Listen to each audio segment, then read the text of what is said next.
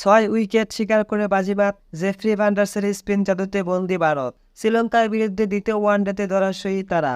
এর আগে 21 ওয়ানডে খেললেও বলার মতো কোনো অর্জন নেই জেফ্রি ভান্ডারসের। নিজের 22তম ম্যাচে শ্রীলঙ্কান এই লেগ স্পিনার যা করলেন তা রীতিমতো বিস্ময়কর। জাদুকরী বোলিংয়ে 6 উইকেট নিলেন একাই। তাতে উলটপালট ভারতের ব্যাটিং। 32 রানের জয়ে 3 ম্যাচ সিরিজে 1-0 ব্যবধানে এগিয়ে শ্রীলঙ্কা। কলম্বোতে টসে জিতে ব্যাটিং করতে নেমে শ্রীলঙ্কার ব্যাটিং ভালো হয়নি। ভারতের বোলাররা লক্ষ্য নাগালে রেখেছিল। 9 উইকেট হারিয়ে শ্রীলঙ্কা তুলে কেবল 240 রান। জবাবে ভারত পাওয়ার প্লেতে 76 রান এবং উদ্বোধনী জুটিতে 97 রান তুলে নেয়। মনে হচ্ছিল রোহিত শর্মা ও শুভমান গিল ম্যাচটা সহজে জিতিয়ে আনবে, কিন্তু ভ্যান্ডারসের দান তখনও বাকি ছিল।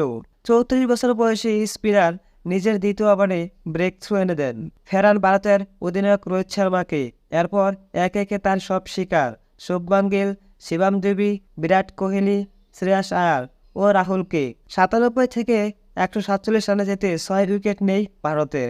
সবকটি উইকেট পেয়েছেন জেফ্রি। তার সুবলে ভারত আর মাথা তুলে দাঁড়াতে পারেনি। শেষ দিকে শ্রীলঙ্কার অধিনায়ক আসালাঙ্কা 3 উইকেট নিয়ে ম্যাচটা সহজে জিতিয়ে নেয় স্বাগতিকরা।